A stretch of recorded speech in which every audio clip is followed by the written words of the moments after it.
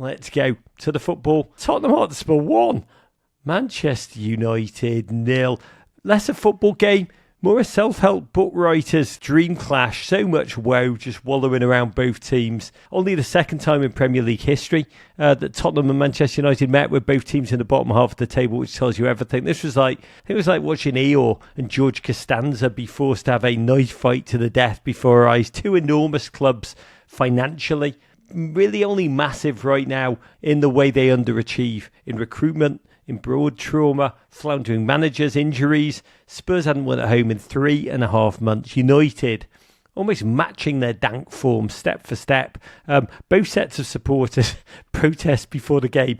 Enormous Spurs protest against the owners. A banner saying 24 years, 16 managers, 1 trophy, time for a change. United fans turned up with their own banner with that same phrase. Not the years, not the managers, just the time for the change. Broad big picture before we get into the actual, football. How do we get here? It was just 4 years ago. I'm old enough to remember when these two teams were founding members of the Super League. They are still two of the richest teams in the world. I think United are third in terms of wages paid for their players. Spurs are seventh. It's meant to correlate through to form. All of those advantages threated away. Even as Spurs laud their position as quote, football's most profitable club, United firing their staff by the hundreds to try and find some financial zen. We have praised a lot this season the new class of upwardly mobile teams in the Premier League, your Bournemouths, your Forests. Are United and Spurs almost in a class of their own, the opposite trend, the kind of downwardly mobile? Yeah, kind of. I think I have a bit more sympathy for Spurs than United, I've got to admit, and not just because of, other affiliations. I think Spurs found themselves kind of caught in a trap. So after Pochettino, I would still say firing Pochettino was a terrible mistake. I think not supporting him in the transfer market the year before they reached the Champions League final, so like the summer of 2018, was in hindsight is a major error. I think what happened after Pochettino left, after that relationship kind of fell apart, was Spurs looked at where they were and thought, what we need now is that they need a finisher. They need a coach. They don't need a coach to build a culture. They have the culture. They had a world-class team. What we need is someone who can get us over the line.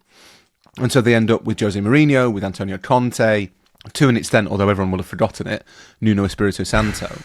They go and get these coaches who are a lot more pragmatic in outlook, and in the cases of both Conte and Mourinho, are supposed to be this sort of guarantee of victory. But the problem is that made them think very short term. It stopped them recruiting that class of sort of 18, 19, 20-year-old that you can kind of nurture through into your first team. And it basically set the Spurs project back to the start. So Postecoglou comes in 2 years ago, or a season and a half ago, and gives them a sort of defined sense of identity. But he's working with a squad that isn't really his, not fully. He's trying to implement this massive philosophical shift in that team. You've got 4 managers worth of signings in there, and no one's quite sure if it all fits together. You've got parts of the team that are coming to the end of their careers, and parts like Archie Gray and Lucas Birdval who are just starting. And you just have this sort of patchwork mess. The morality play of Spurs is they got really close, and they almost got so close that they misjudged the distance they still had to travel. Spurs fell short basically because it was almost like a trick of perspective. United, I mean, this is a different podcast, Rog. How long you got? It's a series. That's how deep the layers of problems are. That colossal mismanagement for at least 12 years, and you can argue as much as it certainly in Britain it would be anathema to do it. Maybe a little bit longer. Maybe there should be a little bit of blame cast at Alex Ferguson, the manager who led them to all those Premier League titles, who transformed Manchester United into one of the biggest, one of the 2 or 3 biggest clubs in the world, who helped them become this commercial juggernaut.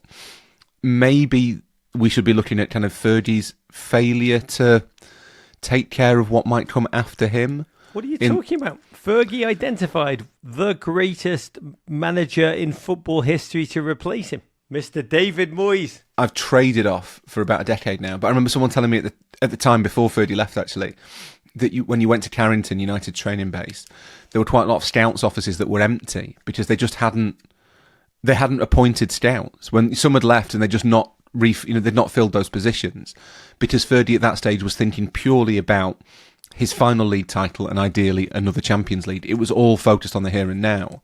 And I think what that has been to me the biggest metaphor for what happened to United for the better part of a decade, is that there's been this assumption that they're Manchester United, so they have a divine right to win. They confused having a generationally talented and one of the greatest managers of all time with being a club that will win basically by right. And a lot of clubs do that. Liverpool made that mistake in the 1990s. They just assumed they're Liverpool, they'll keep winning. I'm hearing English commentators, as you say it in your ears, just this is Manchester United.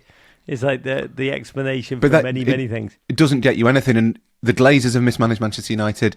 And Jim Ratcliffe, who came in not that long ago, the new minority controlling owner, as a minority owner with responsibility for sport, was supposed to be the man to kind of set them on the straight and narrow. And I saw Ratcliffe described the other day by another journalist as a hatchet man dressed up as a white knight. And I think that just about catches it. God, that is humanly dark. That is like a Stephen King horror novel. And it was horrific before kick-off. I mean, poor Spurs. Big Ange had just been bounced out of the 2 domestic cups in his last 2 games. Some respite. He'd given his squad a couple of days off. James Maddison back after a month out. And goalkeeper Vicario back after 3 months out. I don't know about you. I'd forgotten he was actually even alive. But Amorim's problems just mounting. Ugarte out, Collier out, Ericsson sick. And really the quite dreadful news that Amad Diallo, 6 goals in his last 14 games, almost a footballing get-out-of-jail-free card, will miss the rest of the season with an ankle injury. Kobbie Mainoo out. I mean, that midfield so bereft. We had to exhume Casemiro. Victor Lindelof, that bench row, it was something. Lindelof, 30 years of age, but apart from him, I think it was 8, the rest of the bench, 8 teenagers, none of whom had a single Premier League moment between them. United, always rightfully so proud of their academy, that incredible tradition of having at least one academy-reared player on every squad since 1937. But, the background of the firings and the cost-cutting that's been going on, just a mesh, the Axeman, to see that bench row, at the same time, you're like, this is Manchester United. It is. The juxtaposition is just searing. Yeah, and it's a measure of the mess that they've got themselves into, isn't it, really? It's kind of an indication of how messy everything's become, effectively, that they are now turning to such inexperience. And as you say, that's always been kind of one of United's strengths, but so too has kind of gauging when those players are ready, when is the right time to bring them in. And the injuries play a part, Mainoo being out, Diallo being out, that has kind of compounded an issue.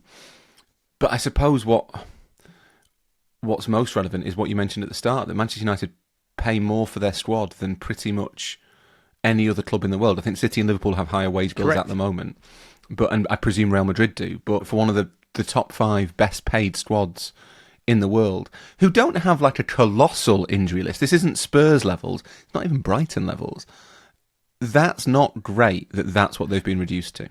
Yeah, and we were reduced to this as a spectacle. Really, a game that would have been fitting. It was fought out over a moon door, just open, frenzied from the off. Both teams had chances. But on 30 minutes, it was Porro cross from deep, the ball pinball back by Son, Unana spoon, Bergvall shot straight right out, James Maddison swoop to conquer into the open net, cue Dart Selly.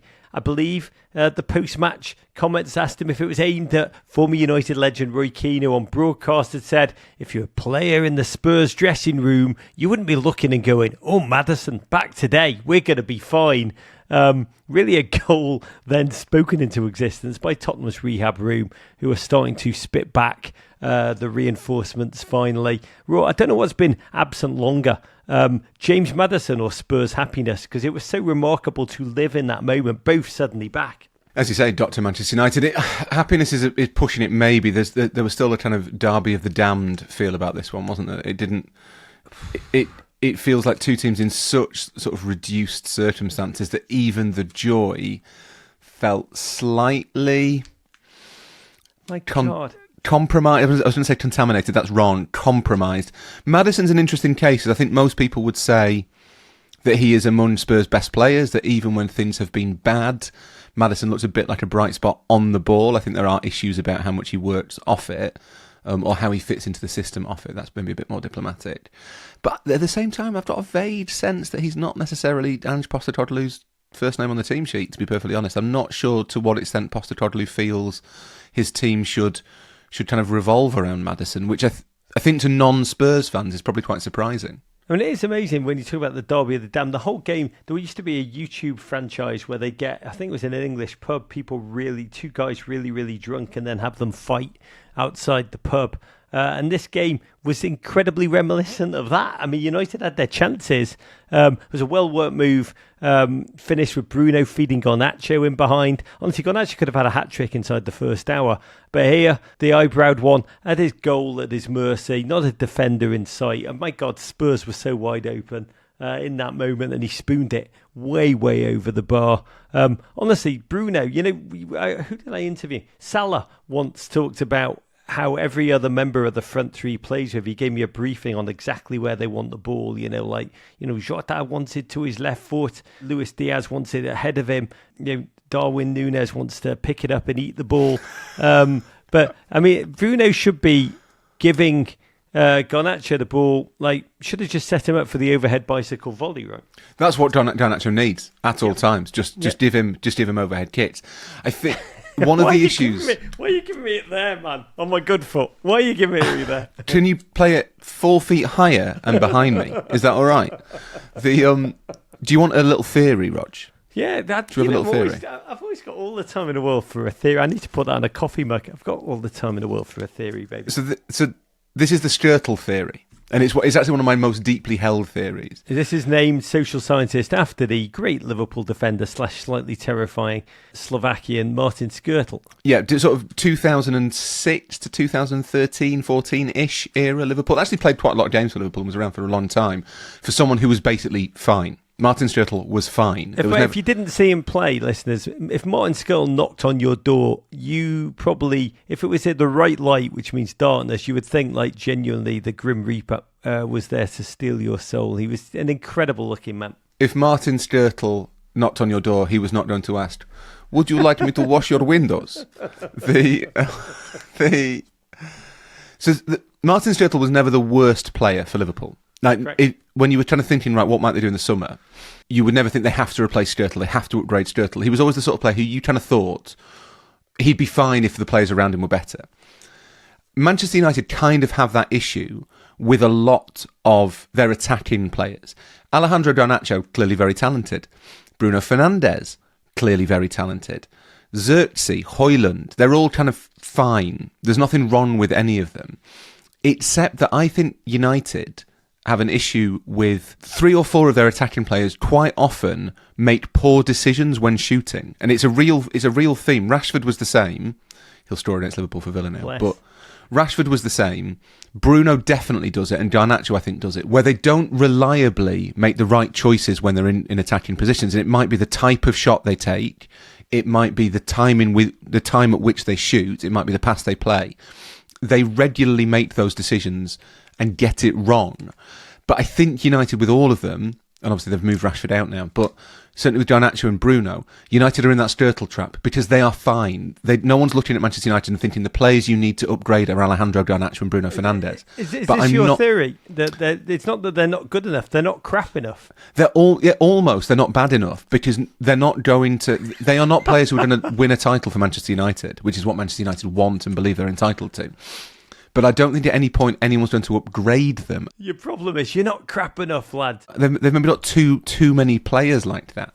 Oh, in that middle ground. They've got a lot of 7 out of 10s. In that grey zone. Yeah. I mean, God, bite your arm off to be a 7 out of 10. But I got to tell you, the whole game was like that. It was like so many footballers, both teams so inconsistent in possession, 2 unconfident backlines, both middles almost had a low tone. Whatever the opposite of control is, both teams really tried hard to outmatch each other in it. It's like the most inept dance-off I've ever seen. For large spells, I didn't hear it, but I believe Gary Neville on the British broadcast was just lambasting the way that United had been set up. He said something like they were like under 9s. the spacing in between them. And I needed to ask you, as a leading under 7 coach yourself, Rory, did that feel like a subtweet? A little bit. I mean, I think Gary is maybe underestimating the difficulty of getting under 9s to do anything. I mean, I would say that you've got your spacing correct in youth football if they're all on the pitch. That's your target. That's so funny. Have any of them run off to talk to their parents? Yeah. No, then the spacings are correct. I mean, name me a Manchester United player that ran into the bushes to take a tinkle mid-game.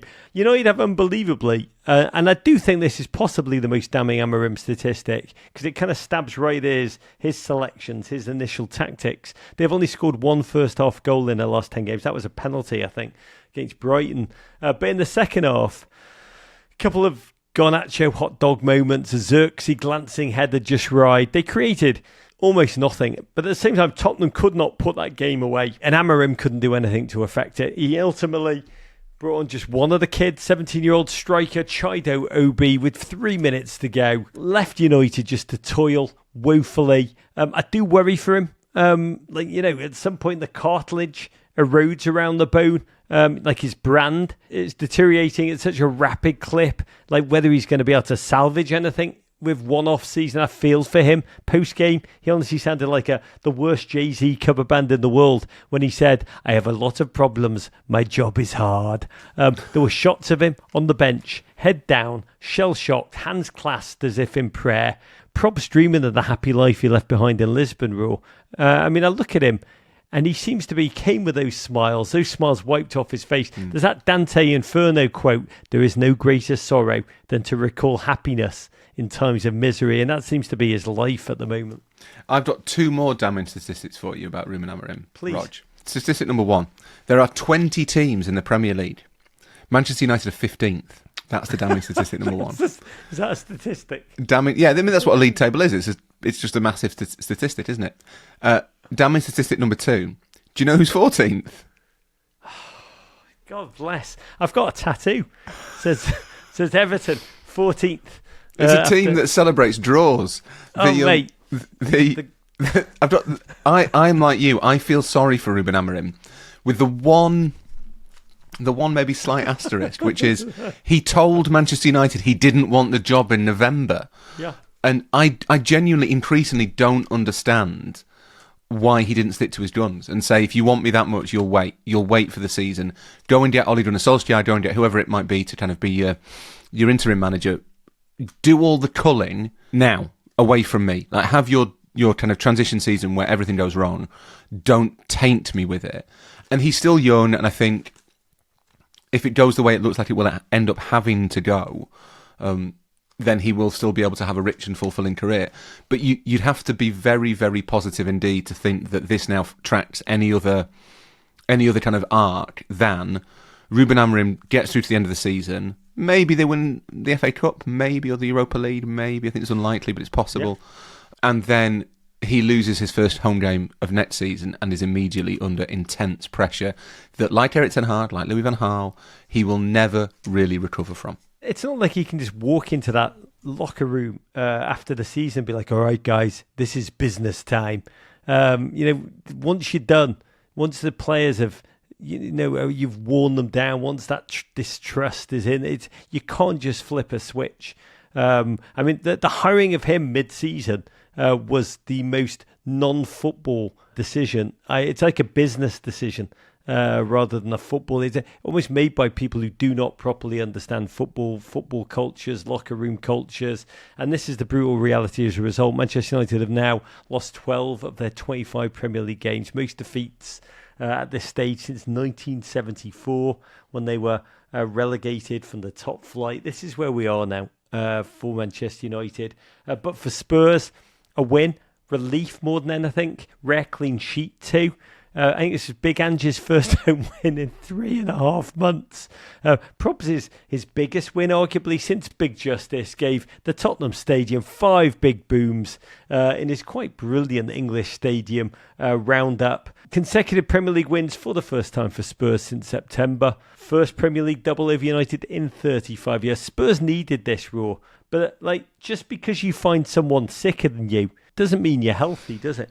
No, but it is, I think, to be fair to Spurs, it is the first step on the road possibly to something resembling health. You still feel with Tottenham that if they get all the players back, if they can keep them fit for any length of time, that there might be a kind of uptick in performance towards the end of the season. And it may not be enough to save Postecoglou.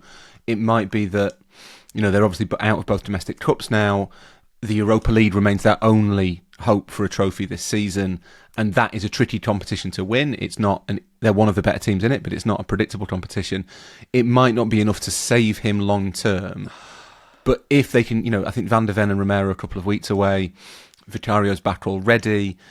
There is a world in which Spurs don't finish the season quite as badly as they've spent most of it, and that might be enough just to give that slight sense of progress to Tottenham. Love Big Ange more than I can say. Don't worry, United fans. Everton next. Dr. Everton.